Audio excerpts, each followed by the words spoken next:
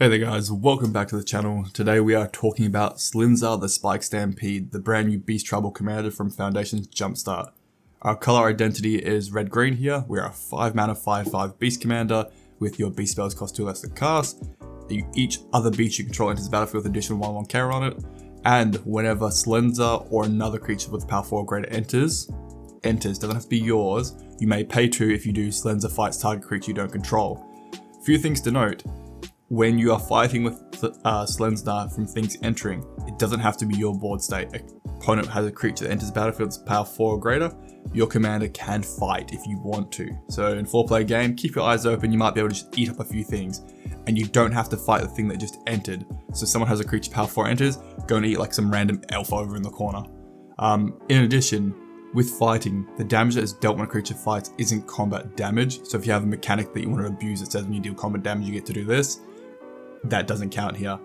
And to try and make your commander better in the fight phase, you're going to think keywords like lifelink, death touch, and infect or wither all do work because it's just attached to the damage you're dealing. But first strike and to that extension double strike do not work here because first strike is a static ability that modifies the rules for the combat damage step, which fighting isn't in the combat damage step. So first strike, double strike don't actually work with the commander. But giving him indestructible or the other green keywords are pretty good. So really good lieutenants to the commander. Anara makes your commander indestructible if it's your turn. Really good if you want to go on a fighting rampage really. Foe Raise of Regent rewards you for fighting. If a creature survives to the next end step, it gets 2 counters on it. Plus when he enters he can fight something too, it's a big dumb dragon. Die Hunt rewards you for fighting or blocking, or being blocked I should say, by your own cards. In addition, beginning of your combat, you can pay some mana. If you do target, creature gets double power, and it must be blocked. You can make a big bomb and throw it in there. Vigor works great with your commander. You prevent damage to be dealt to creatures you control, and you get that many counters put on it.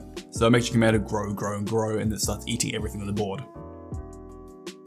Alright, tribal support. Crows and War Chief is definitely the inspiration for a commander like this. He's a 3 mana little 2/2 that gives a reduction to all the other beast spells, and he can regenerate them. Goreclaw is a really cool commander from back in the day. He makes your big dumb creatures cost 2 less to cast. Not really caring about beasts just by the size of them. Aether Charge is a random enchant from Onslaught. Whenever a beast comes into play under your control, you may have it deal 4 damage to target opponent.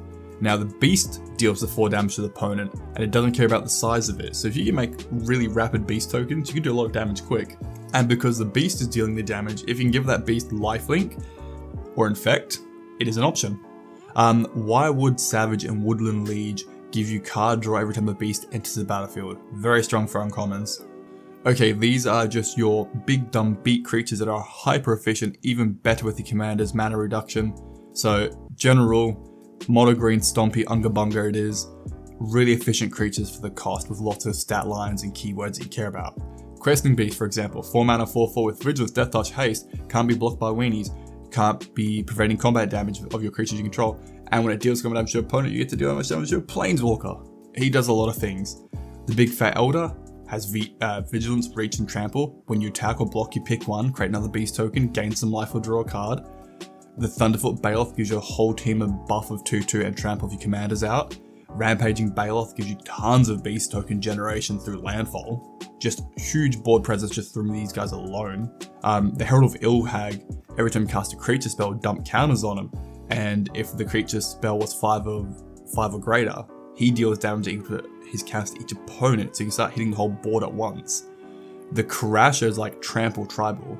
You count up all the damage that was dealt with Trample to your opponent, then you create a token that's that size with Trample as well. So if he stays out, you just keep growing your board state through Trample. The Spellbreaker Behemoth gives your big creatures protection where they can't be countered, and he can't be countered himself. Ravenous Baloth gives you just value from losing your beast tokens or beast creatures. You can just sack him to gain 4 life. So if someone goes to board wipe, direct removal, at least get some life out of it. The Woodland Bellow, when he enters, can just go and hunt down and cheat in a creature from your deck, a little weenie that's 3 CMC or less. I would probably go and get the elves that draw you cards from your beast entering.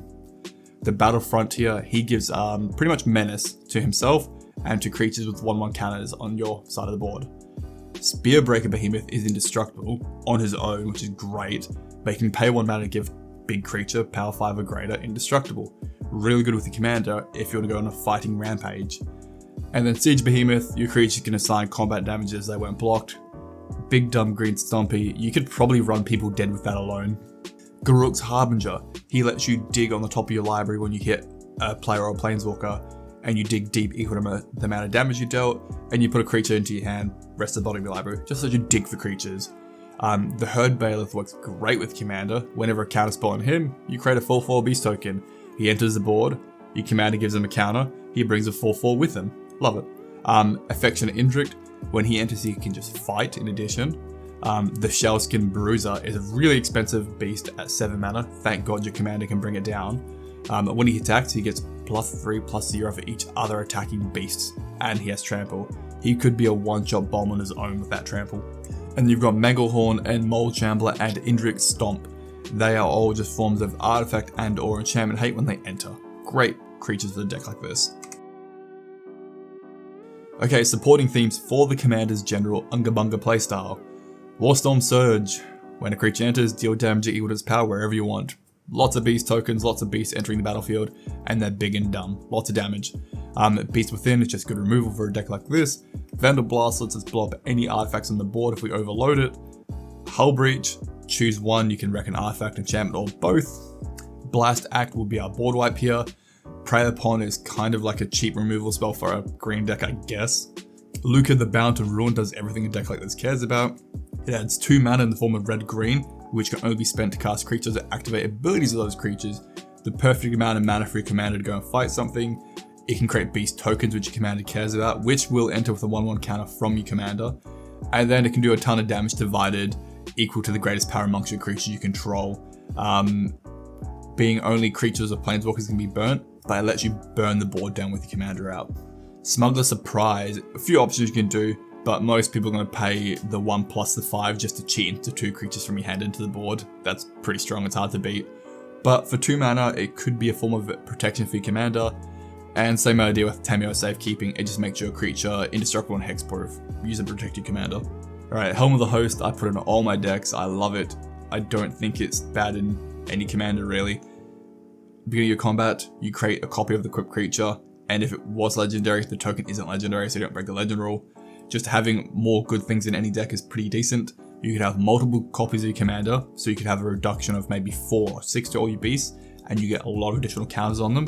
And having 2 Slinzas would give both of them counters going on. You can make more copies of it Indric, so every time it enters it destroys an artifact or enchantment. Or you can have more copies of the Wildwood Savage and just draw a ton of cards, or just pick any hyper efficient beast in your deck. Lightning Greaves, no brainer, just protection, form a shroud. The collar works really well with the Commander because you are fighting, so you're doing damage, so having the lifelink gives you a bit life back, and the death touch just guarantees what you hit will die. Mithril Coat and Darksteel Plate just give our Commander indestructible, so when it's going away fighting it can never die. And I really like Magebane Armor, same concept. It gives a damage and a defense buff, and it prevents all non-combat damage that would be dealt to the creature. Fighting isn't combat damage because you're not in the combat step, so it's just an idea. Draw, plenty of it. Guardian Project basically is a Commander staple. If you're playing Singleton, you just draw a card every time a creature enters the battlefield that's not a token. Garruk's Uprising gives you card draw for all your power 4 greater creatures entering the battlefield. Tribute to the World Tree gives you card draw for playing creatures with power 3 or greater, otherwise you put 2 counters on them, so buffs up any winnies that you might want to run in a deck like this. Elemental Bond, same effect, creature power 3 or greater enters, draw a card. Just typical green draw here really. And then we've got Harmonize and Return to the Wild Speaker for just big dumb 1 hit of draw right there. Into Ramp, so Medallion and the Goblin give us a reduction to pretty much our entire deck, along with the Commander and the Croson Warchief and the Goreclaw. We can make this deck a lot cheaper to run, so it brings that average CMC down. Exploration lets us play additional lands on our turns. If you have the money, I would upgrade to Burgeoning. Being able to play lands on everyone's turns in 4-player games is pretty good.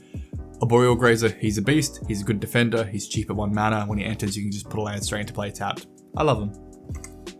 And then we've got Entish Restoration, Cultivate and Kadama's Reach as typical basic land ramp that's pretty well costed. And then Traverse the Outlands at 5 mana, you search up 5 basics equal to the greatest power of creatures you control. So with your Commander out, you can go and get out 5 basics at a minimum. Love it. And the Fnatic, Ronus, and Burns Paradise are just really good, efficient mana dorks for us. Plus with the Ronus Fnatic, if you've got Ferocious online, tapping for 4 mana, pretty good. Then onto the mana rocks. I've got Victory Chimes here because untaps and everyone's untapped it. It's in a 4-player game. You can get more mana out of it and use that to help fight things. Remember, Commander can fight anytime any creature with power 4 or greater enters. Then you got Soul Ring, Arcane Signet, and Gruul Signet. It's typical for a deck like this. Into the lands, the only things that really stand out, it's a pretty simple land base. The deck is nearly mono green. Shrine to Nyx gives you a lot of mana back because typically beasts have high devotion to green. Castle Garenbrig gives you some really aggressive mana for only creatures or their abilities, which again, pretty much mono green stompy, we love it. Contested Cliffs that target beast fight a creature you don't control, which is your entire deck of course. Reptile just gives you no hand size, good for if you do a ton of draw. When it comes to colored lands, just pick your own variations you like, just make sure you've got some in there because you do have a couple spells which you do need the red for. And then for basics, we run 16 and 6 of each. Alright, that is the Spike Stampede. He's a pretty cool, really aggressive red-green commander. Finally having Beast Tribal is pretty good because typically beast spells are really expensive but very efficient for what you're paying already. To make them cheaper through commander is pretty good. His fighting mechanic is insane. It's just the fact that it checks when anything enters the battlefield that's power 4 or greater, yours or your opponent's, and you can just pay 2 and go and fight something else if you want. So small creatures beware when this commander's out for sure. Yeah, and it's actually kind of a cheap deck to build because pretty much mono green for a little bit of red on the side. They're just efficient Unga Bunga creatures. Pretty cool commander. I like the playstyle a lot. Let me know your thoughts down below. Give the video a like. Please sub if you haven't. We are going for 5k.